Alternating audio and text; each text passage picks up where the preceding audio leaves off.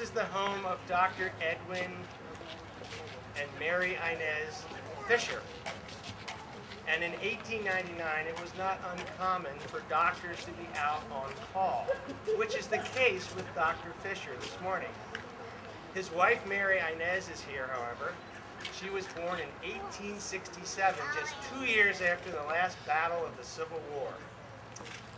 She's out back sweeping the porch, so Mabel, could you go get your stepmother? Thank you.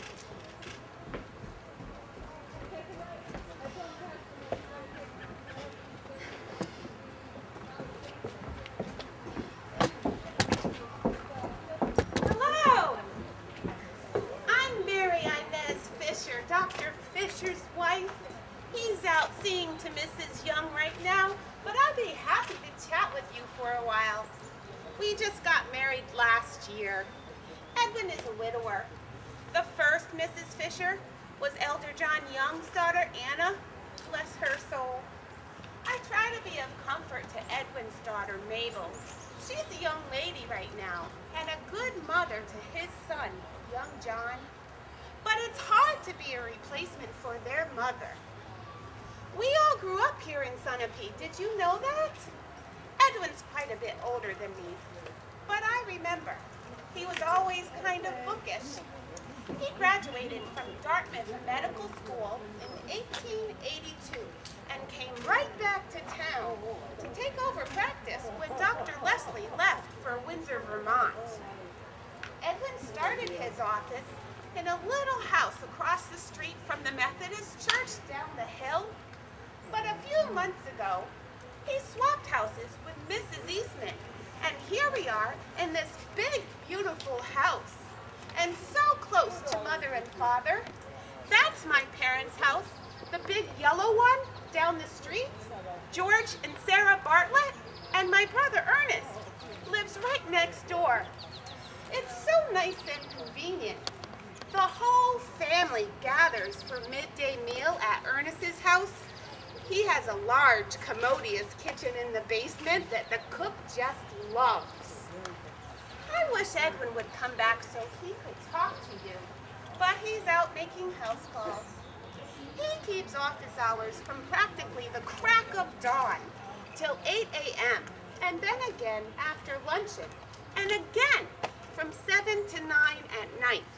Really, he's on the go all day.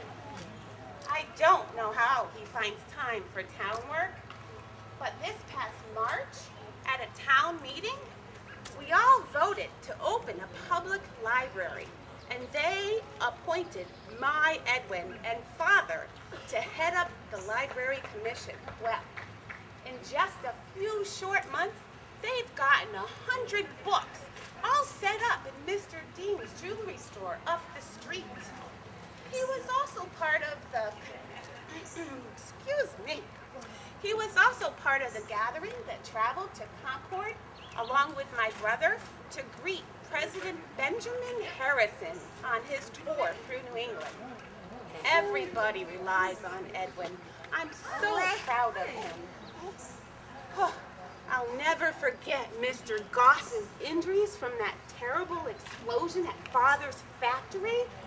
I thought he was going to his maker for sure, but my Edwin let him through. And Edwin saw to Marcia Reynolds when she had to come home from school in Tilton. She had measles and some sort of rheumatism. Thank goodness she's all right. Last winter, Dura Putney came into the office. Somehow he managed to knock out his 2 front teeth with an ice saw. Edwin couldn't believe it. I'll tell you, that boy Dura, he's sure sweet on Marcia, but that's not going to help his cause any. Last week, William Stalker took a bad wound to the head when his wagon tipped over on a steep part of his hayfield. Edwin said he'd be okay if he just stayed in bed and rested. I'm going to call his wife Elvira and see how he's doing. Did you know we have a telephone now? And just the other day, that poor Frenchman came into office with 3 of his toes chopped off. Well, if it isn't one ailment, it's another. Why, Edwin's even has to see to the animals in town. Last month, Mrs. Griggs called him out to her cottage at Birch Point to chloroform her dog, put him out of his misery. Poor thing had some sort of tumor on his throat. Well, I really should be going and getting ready for the Women's Club. It's so nice to see you all. I'll be sure to tell Dr. Fisher you all stopped by. Good day.